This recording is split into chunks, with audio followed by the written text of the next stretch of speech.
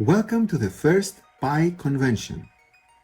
The past few days, we asked pioneers to come up with a unique name to call our convention through a Pi topic, and we received 186,173 suggestions. The community upvoted and downvoted those suggestions about 500,000 times. As a result of this process, a very interesting name bubbled up. The name Pi COiNVENTION. COinvention resembles co-invention, which means we are all inventing Pi together, but it also resembles coinvention and convention. So we decided to go with it.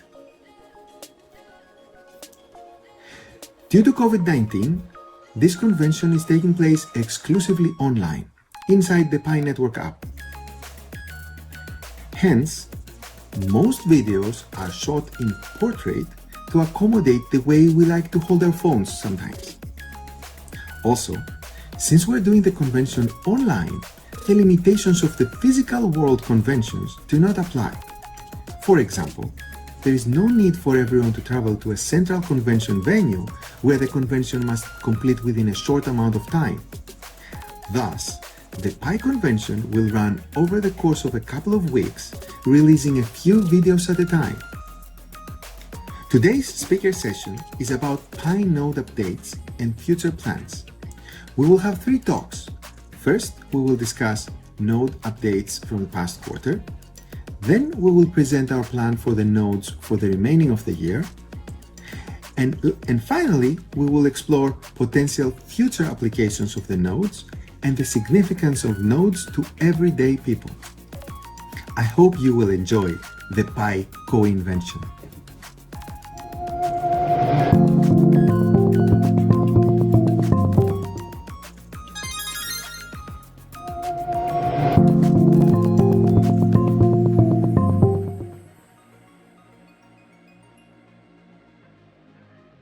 Hi everyone, this is Aurelien from the core team, talking to you from Paris, France.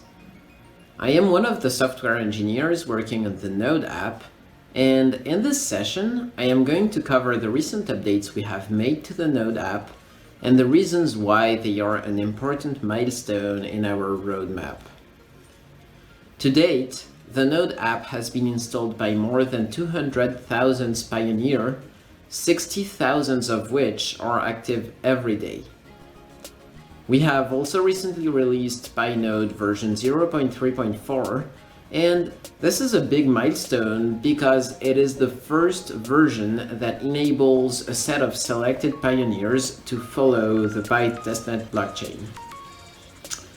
The latest version is now 0.3.6, and this version makes some more internal stats visible to users.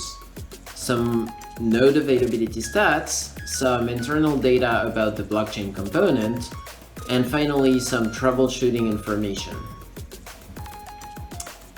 Building this version 0.3.4 was a big chunk of work, as we went through more than 10 test iterations with community moderators and with voluntary testers before releasing it to the general public. Due to its nature, the blockchain component has caused a fair number of compatibility issues with various devices and various operating systems, and our goal remains what it has always been: make the interface as user-friendly as possible and eliminate as many issues as possible before releasing a version to the general public. We are still focused on user-centric design. We want to emphasize what you care about as a pioneer and reduce the technical complexity for a majority of users. This is in line with our goal of building the most widely distributed and most user-friendly digital currency. Right now, all Node users can upgrade to the latest version. However, for technical reasons, we are not releasing the blockchain component to everyone. We are gradually making it available to users on a rolling basis. We have invited over 100 node candidates, and we will be inviting more pioneers to start following the Pi Testnet blockchain in the upcoming weeks. The point I'm trying to make is, don't be discouraged if you have not seen the blockchain feature. It will be available to you very soon. Our goal is to eventually enable all node candidates to turn on the blockchain component and follow the Pi testnet blockchain. Let me try to explain what this concretely means. First of all, what is the testnet? The Pi testnet is a full implementation of the Pi blockchain, but it is using a test currency. Whatever you do on the testnet does not impact your real Pi balance that is shown on the app. The purpose of the testnet is to validate that the consensus algorithm works in real conditions before moving on to the real deal, which will be called the mainnet. The next session will cover that part in greater detail. Now, what does it mean to follow the testnet? Well, what that means is that these latest versions of the Node app enable a user to join the network and locally record and validate the state of the Pi blockchain in real time. However, those nodes are not receiving connections from other nodes and they are not helping other nodes join the network. That will be part of the super node role. The next session will dive deeper into the specifics of the Pi testnet deployment and how we are planning to gradually move from the current system towards the mainnet. Thanks for watching.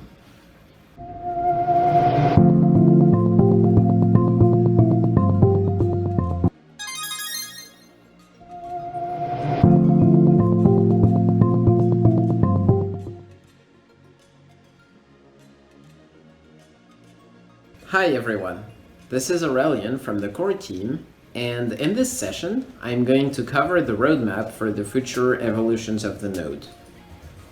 In the previous session, we covered how the most recent updates to the node were setting up the foundation of the testnet. In the fourth quarter of 2020, we will keep building on top of version 0.3.6, aiming to achieve the full potential of the testnet. As a reminder, the only way to run the blockchain component in the Node app currently is to follow the blockchain and record a local copy of the distributed ledger. Therefore, our first step will be allowing super nodes to actually participate in the consensus algorithm.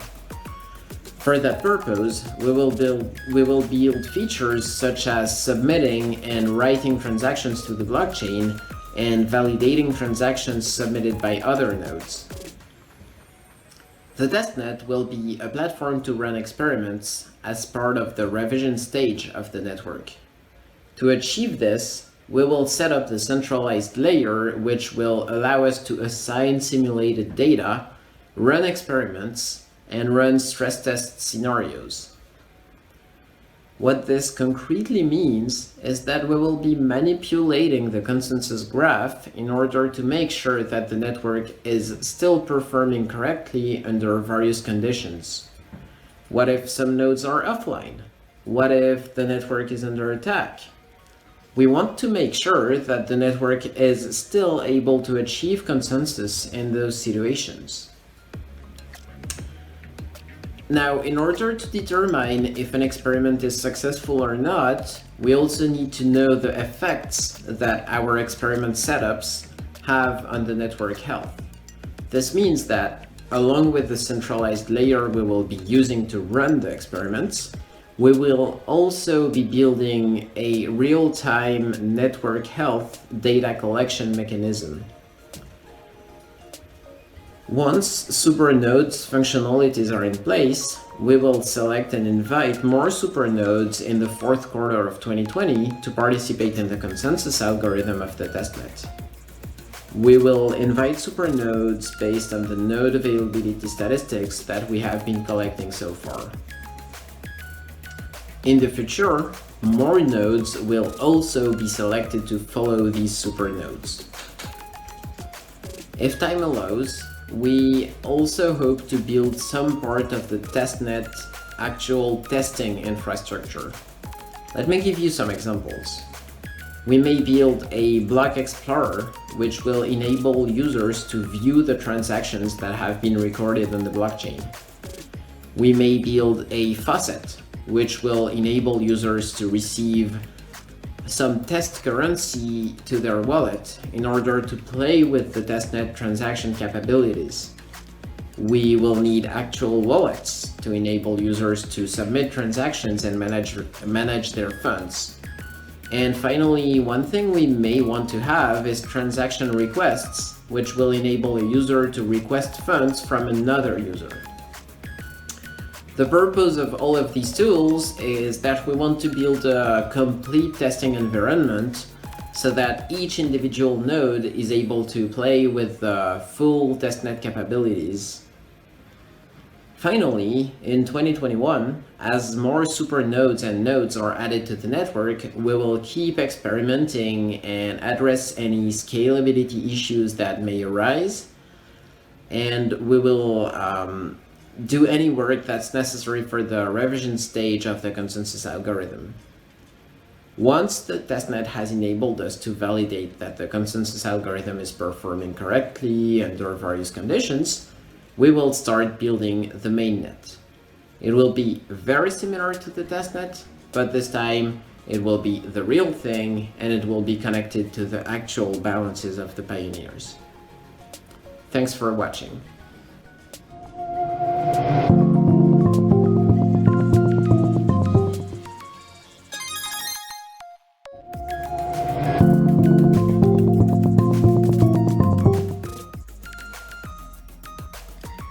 In this session, we will talk about the importance of nodes and supernodes to every pioneer, and what are some examples of additional roles nodes can play on Pi network. Not only is Pi node the cornerstone of the Pi blockchain, but also it contributes to the ecosystem building and economic applications of Pi. For example, in addition to securing the ledger, supernodes can also technically support applications of decentralized finance, which is also known as DeFi. These applications are such as tokenization of real-world assets and tokenization of real estate. But today, we're going to discuss a little bit more on why the node software is important even in non-blockchain sense, and how Pi nodes and blockchain matter to pioneers who neither serve as supernodes nor as nodes. The original vision of the Pi node software was never just limited to operating and supporting the blockchain. Of course, the blockchain, as it secures the ledger of transactions, it is certainly the core and base layer of the decentralization of Pi network. But the benefits of building a user-friendly node software is having extensibility of the functionalities of the node and a large group of people who can contribute to the applications of the node software. So today we want to share a little bit more about the long-term strategy of the node software beyond securing the ledger. Let's look at the network currently. We have over 200,000 pioneers who downloaded and installed the Pi node software, and there are over 60,000 nodes active every day, out of which 40,000 appear to be actively managed, for example, updating to the latest version all the time. A portion of these nodes will become supernodes, depending on the selection process based on the hardware operating systems, network performance, and various metrics we have.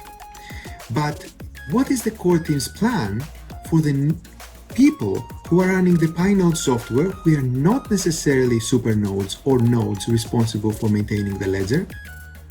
Actually, we have great expectations for them, and we are open to any suggestions that build on top of our thoughts. First of all, the desktop Pi application serves as a redundant interface for the mobile application interface.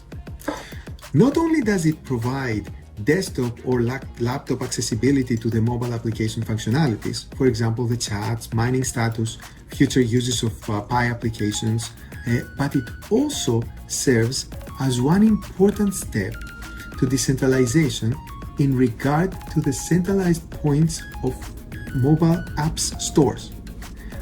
App stores have been one point of centralization in the Pi network ecosystem all along. Given the controversy about cryptocurrencies, app stores are particularly strict in reviewing applications related to cryptocurrencies.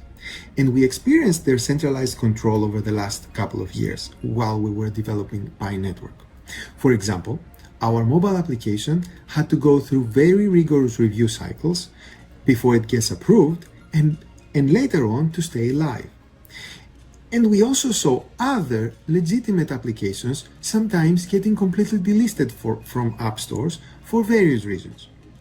We hope this will never happen to Pi, but shall the app stores decide to remove our application from their stores for any reason, the Node software will be our backup plan to still maintain the functionalities, the community, and the organization of the network. By having our Node software that contains the Pi application component, we de-risk the possibility of any potential failure in centralized app stores.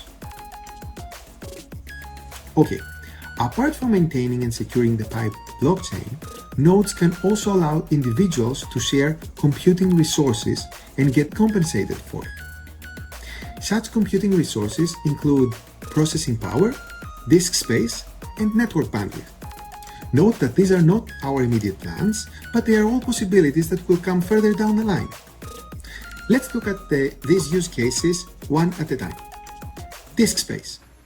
Think of it as a decentralized encrypted Dropbox that allows people to get compensated for securely storing files.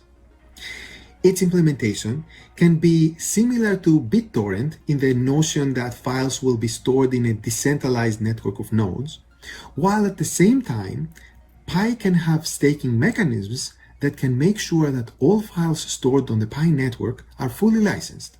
For example, if a file is found to be infringing someone's rights, the file's uploader could lose their stake. To put this in perspective, as a use case, the core team pays thousands of dollars every month to Amazon AWS for storing the Pi node software files so that pioneers can download them and install the Pi node.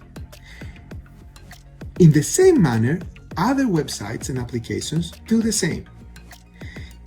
So instead of these websites paying Amazon, they could be paying that cost to pioneers, using Pi of course, thus creating a passive income opportunity to Pi node operators. Let's look at network bandwidth. This use case is also known as Content Delivery Networks, CDNs, and it is how the internet is able to scale today.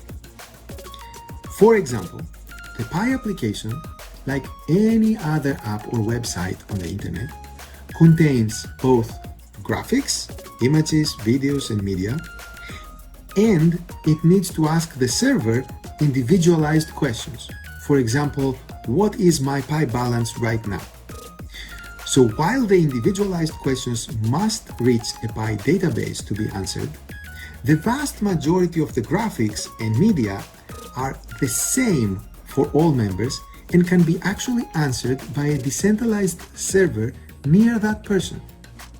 So, for example, when a pioneer in Paris opens her app, the Pi logo comes to her from a server in Paris operated by our CDN provider, while her balance comes from Pi's database in San Francisco. This process helps speed up the application tremendously because the majority of the data can be delivered fast from a nearby data center or computer, and they don't need to travel long distances through the Pacific Ocean. And that's something that all major apps on the internet do. They use CDN to deliver their content. Once again, to put this in perspective, the core team spends thousands of dollars a month to our CDN providers. But for Pi network, with a distributed node network, there should be no need for such an intermediary CDN when there is tens of thousands of pioneer nodes in every corner of the world. There is probably a pioneer closer to you than any of the CDN servers. There may be one in the same building that you are right now? What if Pi nodes could utilize their unused network bandwidth to function as a decentralized CDN? If we were able to create such a CDN marketplace for pioneers, they could be receiving additional passive income for operating their nodes. Let's look at processing power. Every computer has one or more processors. These are called CPUs. And those CPUs are mostly unused during the day and completely unused during the night when the person is sleeping. Think of your processor more like your car. It is mostly sitting in your parking lot waiting for you to use it when you need it. At the same time, there are a lot of companies paying large monthly fees renting servers from cloud providers such as Amazon AWS. So potentially Pi Network could match those companies with pioneers who are interested in renting out their unused CPU time. According to our Pi node stats, every day there are over 380,000 CPU cores operated by Pi nodes, and they are unused about 69% of their time on average. Well, the good thing about sharing computing resources is that everyone could potentially participate in sharing them, even on a part-time basis. Moreover, due to the way we structured the Pi node software technically, these functionalities can be implemented as Docker containers on top of our node software, and therefore the development of such modules doesn't necessarily have to come from the core team. Okay, take these ideas I presented today as food for thought, add your own creative ideas to it, and come build the future together.